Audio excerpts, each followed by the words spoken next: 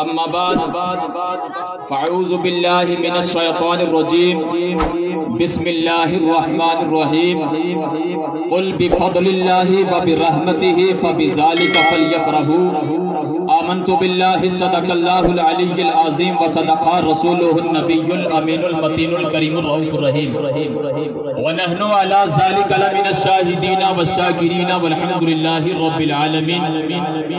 معزز سامعین، آئیے سلسلہ گفتگو کا آغاز کرنے سے قبل انتہائی وقار کے ساتھ ہم اور آپ مل کر اپنی اور ساری کائنات کے مرکز عقیدت رحمت عالم پیغمبر اعظم رسول اعظم شفیع اعظم جناب حضرت محمد الرسول اللہ صلی اللہ تعالی علیہ وآلہ وسلم کی بارگاہ میں بآواز بلند ہدیہ درود پیش کریں اور پڑھیں اللہم صلی علی سیدنا شفیعنا مولانا محمد معدن الجود والکرم وآلہ وصحبہ وبارک وسلم صلو علیہ السلام علیک یا رسول اللہ صلی اللہ تعالی علیہ وآلہ وسلم۔ معزز سامعین، مجھ سے قبل آپ نے اچھے شعراء سے نعت پاک سماعت فرمائی اور قاری الطاف صاحب نے بہت ہی خوبصورت انداز میں نبی پاک کی بارگاہ میں نعت پاک پیش کی، اور مولانا معروف رضا صاحب نے بھی ماسٹر یوسف رضوی صاحب کے بہت اچھے اشعار جو گوجری زبان میں تھے اور ہم اسے بہت پسند کرتے۔ اللہ تعالیٰ ان کے علم میں مزید برکتیں عطا فرمائے۔ جس طرح ماشاءاللہ ہمارے اس پروگرام کی زینت جناب صوفی باصفا حضرت الحاج محمد دین صاحب بھی تشریف لائے ہیں۔ اللہ تعالیٰ ان کی عمر میں عمل میں مزید برکتیں عطا فرمائے۔ معزز سامعین، ابھی تک میں آپ کو دیکھ رہا تھا بہت سستی سی لگ رہی تھی، لیکن عاشق جو ہوتا ہے وہ سست نہیں رہتا، جب نبی کا نام آئے تو مچل جایا کرتا ہے۔ بولو سبحان اللہ۔ جب نبی پاک کا نام آئے تو عاشق کو مچل جانا چاہیے کہ میرے پیغمبر کی تعریف کی جا رہی ہے، میرے پیغمبر کا ذکر کیا جا رہا ہے، میرے پیغمبر کی جو ہے شان بیان کی جا رہی ہے۔ ذرا دونوں ہاتھ کو اٹھا کر اپنا جلوہ دکھائیے اور کہیے یا رسول اللہ، یا رسول اللہ، پھر بولیے یا رسول اللہ۔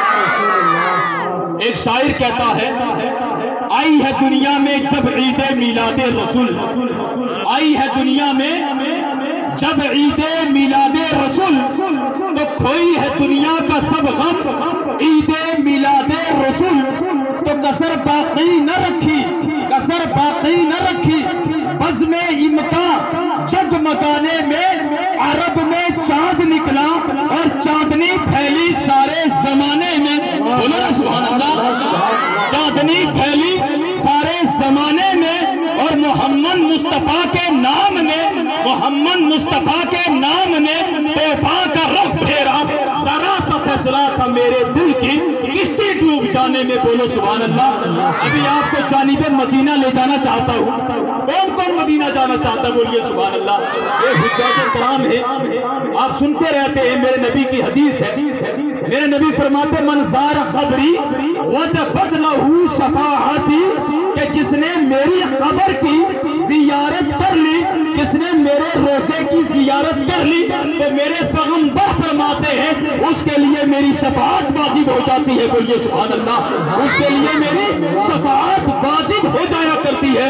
تو میں ایک اشارہ آپ کی گوش گزار کروں، شاعر کہتا ارادے روز بنتے ہیں۔ بولیے سبحان اللہ۔ سفر میں مدینہ پہنچتے ہیں، اگر پیشہ غریب ہے، مفلس ہے، دولت نہیں ہے پاس میں، مال نہیں ہے، جائیداد نہیں ہے، جناب والا پیسہ پاس میں بھلے غریب ہے، لیکن آنکھیں بند کر لو تصور میں مصطفیٰ کی بہت سارے عاشقوں کو زیارت ہوئی ہے، اور اللہ کے فضل سے ہم بھی تصور میں شہر مدینہ دیکھ لیں گے۔ بولو سبحان اللہ۔ شاعر کہتا ہے ارادے روز بنتے ہیں، ارادے روز بنتے ہیں مگر ٹوٹ جاتے ہیں۔ بولو نا سبحان اللہ۔ ارادے روز بنتے ہیں مگر ٹوٹ جاتے ہیں، مدینہ وہی جاتے ہیں، اور جاتے ہیں مدینہ وہی جاتے ہیں، ارے جنہیں میرے سرکار بلاتے ہیں۔ بولو مدینہ وہی جاتے ہیں جنہیں میرے سرکار بلاتے ہیں۔ بولو سبحان اللہ۔ اور یہ میلاد کی محفل ہے، تکبیر، نعرہ رسالت، جشن میلاد النبی، سرکار کی آمد، اور یہ میلاد النبی کی محفل ہے. یہاں تو ماشاءاللہ علماء کرام کے چہروں کی بھی زیارت کرتے رہے. اور چلو نبی پاک کی بارگاہ میں کہ میرے نبی کا مقام کیا ہے, میرے نبی کا مرتبہ کیا ہے, میرے نبی کی شان کیا ہے. میرے نبی کی شان پوچھنی ہے تو سنی سے پوچھو کہ نبی کی شان کیا ہے. میرے نبی کی شان پوچھنی ہے تو علماء اہل سنت سے پوچھو کہ پیغمبر کی شان کیا ہے. آج اگر یہی سنی میلاد النبی بنا لیتے ہیں تو کچھ لوگوں کے چہرے کا جغرافیہ بدل جاتا ہے, چہرے کا رنگ متغیر ہو جاتا ہے. یہ سنی میلاد کیوں کرتے ہیں, یہ سنی نبی نبی کیوں کرتے ہیں, یہ سنی یا رسول اللہ کیوں کرتے ہیں. ارے میں نے کہا تمہیں پتا نہیں ہے میلاد کرنے سے کیا ملتا ہے. میلاد کرنے سے بہت کچھ ملتا ہے. میلاد کرنے سے جو ہے نبی کا عشق ملتا ہے, نبی کی محبت ملتی ہے, نبی کا پیار ملتا ہے. میرے آقا کی نظر کرم ہو جائے جس کے اوپر, اس کی زندگی میں بھی وہ کامیاب ہو جاتا ہے, آخرت میں بھی کامیاب ہو جاتا ہے. بولو سبحان اللہ. نعرہ تکبیر, نعرہ رسالت, جشن عید میلاد النبی. سبحان اللہ سبحان اللہ. اور میلاد النبی قرآن پاک کے اندر آئیے کہتے ہیں یہ خوشیاں نہیں کرنی چاہیے, یہ جھنڈے نہیں لگانا چاہیے, یہ لوگوں کو جمع نہیں کرنا چاہیے. نبی تو معاذاللہ مر کر مٹی میں ملتے ہیں. نبی کو اپنے بڑے بھائی کی طرح کہنے والوں سن لو, سرور خوابی تمہیں آج بھی کہتا ہے, کل بھی کہتا تھا. اور علماء اہل سنت ہر اسٹیج سے کہتے ہیں کہ میرے نبی جیسا کائنات میں کوئی ہے ہی نہیں, کسی ماں نے جنا ہی نہیں ہے. میرے نبی بے مثل اور بے مثال ہے. اور جو خوشی کا حکم ہے کہ یہ خوشی کیوں مناتے ہیں, دیکھیے دنیا میں اللہ نے ہمیں آنکھیں دی ہے, کتنی بڑی اللہ کی نعمت ہے. اللہ نے ہمیں زبان دی ہے, کتنی بڑی اللہ کی نعمت ہے. اللہ نے ہمیں دل دیا ہے, کتنی بڑی اللہ کی نعمت ہے. اللہ نے ہمیں جوانی دی ہے, کتنی بڑی اللہ کی نعمت ہے. اللہ نے ہمیں جناب والا زبان دی ہے, کتنی بڑی اللہ کی نعمت ہے. اللہ نے ہمیں قوت دی ہے, یہ کتنی بڑی اللہ کی نعمت ہے. اللہ نے ہمیں چلنے کے لیے پاؤں دیے ہیں, کتنی بڑی اللہ کی نعمت ہے. اللہ نے دیکھنے کے لیے ہمیں جو ہے جناب والا دو آنکھیں دی ہے, یہ کتنی بڑی نعمت ہے. اگر جس کے پاس ایک آنکھ نہ ہو اسے پوچھو کہ آنکھ کی قیمت کیا ہے. جس کے پاس پاؤں نہ ہو اسے پوچھو کہ پاؤں کی قیمت کیا ہے. جس کے پاس جو جوانی نہیں اسے پوچھو کہ جوانی کی قیمت کیا ہے. لیکن میرے دوستو اللہ نے جب ایک مسلمان کو, ہر بندے کو, ہر گنہگار کو, بدکار کو, سیاہ کار کو اتنی نعمتیں دی ہے تو لیکن رب کائنات نے کبھی احسان نہیں فرمایا کہ میرے بندے میں نے تجھے جو ہے یہ نعمت دے کر تجھ پر بہت بڑا احسان کیا ہے. اگر میں آگے بڑھ جاؤں یہاں تک کہ آدم صفی اللہ کو بھیج کر بھی اللہ نے احسان نہیں کیا, موسیٰ کلیم اللہ کو بھیج کر اللہ نے احسان نہیں کیا, عیسیٰ روح اللہ کو بھیج کر بھی اللہ نے احسان نہیں کیا, اسماعیل ذبیح اللہ کو بھیج کر بھی اللہ نے احسان نہیں کیا, یعقوب پیغمبر کو بھیج کر اللہ نے احسان نہیں کیا. جب آ گئی باری آمینہ کے لال کی تو بولو سبحان اللہ. جب باری آ گئی محبوب کبریا کی, جب باری آ گئی تمام انبیاء کے سردار کی, تو رب نے فرما دیا لقد من اللہ علی المؤمنین اذ بعث فیہم رسولا, کہ میرے مومنین پر بہت بڑا احسان کیا ہے, ان میں اپنا رسول بھیجا ہے. بولو سبحان اللہ سبحان اللہ سبحان اللہ. ان میں اپنا رسول بھیجا ہے. اب نعمتیں دیکھو اللہ کی کتنی نعمتیں ہیں. آؤ قرآن کی طرف چلیں. قرآن کہتا ہے وَإِن تَعُدُّوا نعمت اللہ لا تحصوها ان اللہ غفور رحیم. اللہ کہتا اگر تم لوگ نعمتیں شمار کرنا چاہو, نعمتیں گننا چاہو تو تم لوگ نہیں گن سکتے کہ اللہ کی کتنی نعمتیں ہیں. ہم لوگ شمار نہیں کر سکتے. ان ساری نعمتوں سے بڑھ کر اگر کوئی نعمت ہے تو وہ ذات مصطفیٰ ہے. بولو سبحان اللہ. ساری نعمتوں سے بڑھ کر نعمت اگر کوئی ہے وہ ذات مصطفیٰ ہے. بولو سبحان اللہ. حدیث پاک کے اندر آتا ہے اللہ کے پیغمبر صلی اللہ تعالی علیہ وآلہ وسلم ارشاد فرماتے ہیں, میرے آقا ارشاد فرماتے ہیں افضل ما خلق اللہ نوری. بولو سبحان اللہ. ارے یہ سستی کیوں ہے؟ بولو سبحان اللہ. میرے نبی فرماتے افضل ما خلق اللہ نوری, کہ اللہ نے سب سے پہلے میرے نور کو پیدا فرمایا. کائنات کی کوئی چیز نہیں, زمین نہیں, آسمان نہیں, لوح و قلم نہیں, شجر و حجر نہیں, ہوا نہیں, پانی نہیں, کچھ بھی نہیں. اس سے پہلے اللہ نے میرے اور تمہارے نبی کے نور کو پیدا فرمایا. ہر حدیث سنیے, میرے نبی نے فرمایا جابر ان اللہ تعالی خلق قبل الاشیاء ہوا نبی کا من نورہ. اے جابر, اللہ تعالیٰ نے تمام اشیاء سے پہلے تمہارے نبی کے نور کو پیدا فرمایا. اس وقت نہ لوح تھی, نہ قلم, نہ جنت تھی, نہ دوزخ, نہ ہوا تھی, نہ پانی. غرضی کے کائنات کی کوئی چیز نہیں تھی, کائنات کی کوئی چیز نہیں. اس سے پہلے اللہ نے اپنے پیارے حبیب کے نور کو پیدا فرمایا. تو اس حبیب کے نور پر ہم خوشی کیوں نہ کریں؟ اس حبیب کے نور کے میلاد پر جو ہے ہم خوشی کیوں نہ کریں؟ میلاد کرنی چاہیے. میلاد کرنے کا فائدہ کیا ہے میرے دوستوں؟ یہ مقدر والے لوگوں کا طریقہ ہوتا ہے, یہ محبت والے لوگوں کا طریقہ ہوتا ہے, یہ عشق والے لوگوں کا طریقہ ہوتا ہے, یہ عشق والے لوگوں کا طریقہ ہوتا ہے, یہ ان لوگوں کا طریقہ ہوتا ہے اللہ اللہ جو نبی سے محبت کرتے ہیں, نبی سے پیار کرتے ہیں, نبی سے عشق کرتے ہیں, وہی میلاد کرتے ہیں, وہی نبی نبی کہتے ہیں, وہی رسول رسول کہتے ہیں, وہی میلاد کرتے ہیں. اب آپ نے بہت بار سنا ہوگا لوگ کہتے ہیں میلاد کرنے سے کیا ملتا ہے. اب میں آپ کو یہ بات بتا دوں, ہم ایمان والے ہیں, ہم غیر نہیں ہیں, ہم ایمان والے ہیں اور سنی مسلمان ہیں, اور سنی بھی وہ سنی ہے, بولے سبحان اللہ. ہم نے دامن احمد رضا پکڑا ہے, ہم اعلیٰ حضرت کے چاہنے والے ہیں, ہم وہ سنی ہیں. ہم سنیوں کو کیوں نہیں فائدہ ہوگا؟ اور چلو قرآن کے 20ویں پارے کے اندر آپ علماء کرام سے سنتے رہتے ہیں, ایک قرآن پاک کے اندر سورت ہے جسے کہتے ہیں تبت یدا ابی لہب وتب. ایک سورت قرآن کے اندر ہے, یہ کس کی مذمت کے اندر آئی؟ پوچھو علماء کرام سے. تو علماء کرام سے جب آپ سوال کریں گے یہ سورت کس کی مذمت میں آئی, تو علماء کرام یہ جواب دیں گے یہ سورت جو ہے ابو لہب کی مذمت کے اندر آئی. ابو لہب وہ ابو لہب جو دین کا دشمن تھا, جو نبی کو تکلیف دیتا تھا, جو نبی کی شان میں گستاخی کیا کرتا تھا, جو نبی پاک کی بارگاہ میں گستاخی کیا کرتا تھا, نبی پاک کو تکلیف پہنچاتا تھا. اس ابو لہب کی مذمت کے اندر جو ہے قرآن کے اندر یہ سورت آئی ہے. لیکن جب مر گیا وہی ابو لہب, وہی ابو لہب مر گیا. لیکن مرنا ہے تو اس کے رسول میں مرو, مرنے میں بھی مزہ آ جائے گا. اگر مرنا ہے تو اس کے رسول کا جان سینے میں لے کر موت لے لو, اور موت بھی ہمیں منظور ہے. اگر مرنا ہے تو محبت رسول میں مرو, تو مرنا بھی مرنا ہو جائے گا. سبحان اللہ, اس کے رسول میں مر جاؤ. لیکن میرے دوستو وہ ابو لہب ہے, ابو لہب مر گیا.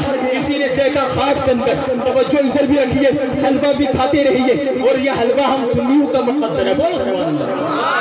یہ حلوہ ہم سنیوں کا مقدر ہے, اور بہت سارے لوگ 2-4 کلو کھا بھی لیتے ہیں اور کہتے ہیں یہ کھانا نہیں چاہیے, یہ شرک ہے, یہ نہیں کھانا چاہیے. اور بعض لوگ تو یہاں تک کہ حرام کا فتویٰ دے دیتے ہیں. ہم نے کیا اس کے اندر سوجی ڈالی ہے, کھان ڈالی ہے, جناب والا پانی ڈالا ہے, گری چھوارے ڈالے ہیں, یہ سب حلال چیزیں ڈال کر اس کو بنایا ہے, تو یہ حرام کیسے ہو جائے گا؟ کہتے ہیں یہ جو نبی کا نام لیتے اللہ کا نام لیتے, ارے جس چیز پر اللہ کا نام لیا جائے اس چیز کے اندر برکت آ جاتی ہے. بولو سبحان اللہ. تو ابو لہب مر گیا. کسی نے دیکھا خواب کے اندر, اور دیکھنے والا بھی کوئی سیانہ تھا, عام آدمی نہیں تھا. سمجھ رہا تھا اگر میں نے اسے دیکھ ہی لیا ہے, یہ چلا گیا ہے زمین کے اندر گستاخی کر کے, نبی سے چل کر دشمنی کر کے زمین کے اندر چلا گیا ہے. اگر زمین کے اندر گیا ہے تو میں نے زمین کے اندر اسے دیکھ لیا ہے, لیکن پوچھ لیتا ہوں تیرے ساتھ کیا گزر رہی ہے, تیرے ساتھ کیا بیت رہی ہے, تیرے ساتھ کیا ہو رہا ہے. اس نے پوچھ لیا ابو لہب ذرا یہ تو بتا تیرے ساتھ کیا بیت رہی ہے, کیا گزر رہی ہے. کہا میرے مجھے بہت عذاب دیا جا رہا ہے, بہت تکلیف کے اندر ہوں, بہت عذاب دیا جاتا ہے, لیکن جب سوموار کا دن آتا ہے مجھے تھوڑا سا انگلی سے کچھ چوسنے کو مل جاتا ہے. وہ بھی ہوشیار تھا, جس نے خواب میں دیکھا وہ بھی ہوشیار تھا, وہ بھی سمجھدار تھا, وہ بھی جاننے والا تھا. یہ تو بہت نبی کا گستاخ ہے, ذرا پوچھ لیتا ہوں ارے کیوں تیرے عذاب میں تخفیف ہوئی. اس نے پوچھا تو ابو لہب نے کیا جواب دیا. ابو لہب کہتا ہے میرے بھائی عبداللہ کے گھر میں ایک بچہ پیدا ہوا تھا, اس کی خوشی میں نے اپنی باندی کو آزاد کر دیا تھا, تو اس دن سوموار کے دن جناب والا میرے عذاب میں کمی ہو جاتی ہے, میرے عذاب کے اندر کمی آ جاتی ہے. تو میں پوچھنا چاہتا ہوں لوگوں سے, ذرا پھڑی بالو زندہ دلی سے, آپ بتانا اگر اتنا بڑا دین کا دشمن جس کی مذمت کے اندر قرآن میں سورت آ جائے تو وہ جو ہے نبی کا میلاد نبی کے ولادت کے موقع پر اس نے جناب والا نبی کے ولادت کے موقع پر ایک بانی کو جو آزاد کیا تو اس کے عذاب میں تخفیف ہو سکتی ہے. تو ہم مصطفیٰ کے غلام اگر میلاد منائے اور محبت میں منائے تو ہمیں کیسے قبر کے اندر عذاب ہو سکتا ہے؟ سبحان اللہ سبحان اللہ. اور میلاد کا اتنا فائدہ آج کل کیونکہ یہ ماحول ہی ایسا ہے, ربیع الاول کا مہینہ ہے اور دن بہ دن میلاد ہی پر بولنا پڑتا ہے. اور میلاد وہ ہے, علامہ شیخ عبدالحق محدث دہلوی ارشاد فرماتے ہیں کہ میلاد وہ ہے کہ جس گھر میں نبی کا میلاد ہو جائے, جس گھر میں نبی کا ذکر ہو جائے, جس گھر میں نبی کا چرچا ہو جائے, جس گھر میں میرے پیغمبر کی سیرت بیان کی جائے, جس گھر میں نبی پاک کی تعریف اور توصیف کی جائے. یہ میں نہیں کہتا, یہ قلم کس کی چلی؟ علامہ شیخ عبدالحق محدث دہلوی کے ہاتھ پہ قلم ہے اور لکھ دیا. اگر یہی قلم اشرف علی تھانوی کے پاس ہوتی کبھی نہ لکھتا, اگر یہی قلم رشید گنگوئی کے پاس ہوتی کبھی نہ لکھتا, یہی قلم خلیل امبیڈکر کے پاس ہوتی کبھی نہ لکھتا. لیکن عاشق تھا نبی کا, لکھ دیا میلاد کے تعلق سے کہ جس گھر میں نبی کا میلاد ہو جائے, جس محلے میں نبی کا میلاد ہو جائے, جس قصبے میں نبی کا میلاد ہو جائے, جس جگہ نبی کا میلاد ہو جائے, وہاں سالوں سال اللہ تعالیٰ کی رحمتوں اور برکتوں کا نزول ہوتا ہے. بولو سبحان اللہ. رحمتوں اور برکتوں کا نزول ہوتا ہے. لیکن میں ان لوگوں سے یہ کہنا ضرور چاہوں گا, ہمارے سامنے نبی کی شان میں بے ادبیاں مت کرنا, نبی کی شان میں گستاخیاں مت کرنا. سنی بہت زندہ دل ہوتا ہے, سنی کو کمزور مت جاننا. ہم نے یہ جذبہ کسے سیکھا ہے؟ بولو سبحان اللہ تو سنا دو. یہ جذبہ کسے سیکھا ہے؟ یہ جذبہ سیکھا ہے سیدنا ابو بکر صدیق سے. وہ صدیق اکبر جن کے لیے آپ سنتے افضل البشر بعد الانبیاء بالتحقیق, انبیاء کے بعد جو مقام جو مرتبہ ابو بکر کا ہے وہ کسی کا اور کا نہیں ہے. لیکن میدان بدر کے اندر تلواریں فضاؤں میں لہ رہی ہے, تلواریں لہرا رہی ہے. ایک طرف دین کے دشمن ہے, ایک طرف نبی کے عاشق ہے, ایک طرف دین کے غدار ہے, ایک طرف نبی کے چاہنے والے ہیں, ایک طرف دین سے جو دشمنی رکھنے والے ہیں, ایک طرف مصطفیٰ کے قدموں میں جان دینے والے صحابہ بھی لڑ رہے تھے. بولو سبحان اللہ. مصطفیٰ کے قدموں پر جان دینے والے صحابہ بھی تھے. اللہ اللہ میں بتا دوں, میدان بدر کے اندر تلواریں چل رہی ہے. ایک طرف جو ہے ایمان پانوں میں سیدنا ابو بکر صدیق بھی لڑ رہے ہیں, اور کفار کی جانب کون تھا؟ ابو بکر صدیق کا بیٹا عبد الرحمن بھی لڑ رہا تھا. اس وقت عبد الرحمن ایمان نہیں لایا تھا, لیکن جب ایمان لے آیا, جب ایمان کی دولت مل گئی, ایک دن اپنے ابا جان سے کہنے لگا, اے ابا جان جناب والا میں آپ کو ایک واقعہ بتاتا ہوں. کہا بیٹا بتا کیا واقعہ ہے؟ کہا میدان بدر کے اندر ابو جان آپ کی تلوار میری تلوار کی زد میں آپ کی گردن آئی تھی. اگر میں چاہتا قلم کر دیتا, اگر میں چاہتا تو آپ کا سر قلم کر دیتا, لیکن میں نے باپ سمجھ کر چھوڑ دیا کہ یہ میرا باپ ہے اور میرے ہاتھ سے میرے باپ کی گردن چوک کر جائے گی اور میں کیا سوچوں گا, لوگ مجھے کہیں گے اس نے باپ کو مار دیا. تو ابو بکر صدیق نے کہا بیٹا وہ تو تھا, تو نے مجھے چھوڑ دیا, لیکن میں ابو بکر ہوں. اگر تو میری تلوار کی زد میں آ جاتا میدان بدر کے اندر, میں نہیں دیکھتا تو میرا بیٹا ہے, میں نہیں دیکھتا تو میرا بچہ ہے, میں نہیں دیکھتا تو میری اولاد ہے, میں یہ دیکھتا کہ تو میرے نبی کا استاد ہے, کہ میں تیرا سر قلم سے جدا. سبحان اللہ. لوگوں کا ایمان, یہ تھا ان لوگوں کا ایمان. وہ ایمان ہمارے پاس نہیں. ہم بھی تو کہتے ہیں ہم نبی کے غلام ہیں, نبی سے پیار کرنے والے ہیں, نبی سے محبت کرنے والے ہیں. شاعر کہتا ہے بتلا دو گستاخ نبی کو, بتلا دو گستاخ نبی کو, غیرت مسلم ابھی زندہ ہے. اسلام پہ مر مٹنے والے سنی کل بھی زندہ تھے اور آج بھی زندہ ہے. بولو سبحان اللہ. میرے معزز بزرگوں دوستو, ہم سب کو جب میلاد النبی صلی اللہ علیہ وسلم کا ایسا جلسہ ہو ہم سب کو آنا چاہیے, آ کر علماء اکرام کی تقریریں سننی چاہیے. جس طرح ابھی پہلے یہ ماسٹر خوشی محمد صاحب نے آپ کے سامنے بہت خوبصورت نعت پڑھی, اور بھی یہ ہمارے ماسٹر حضرات جو ہیں, یہ اس طرح کے لوگ سیاسی سماجی لوگ جب ایسی سوسائٹی میں آئیں گے اور دین کی تعلیم بھی ملے گی, کچھ ہم لوگوں کو سیکھنے کو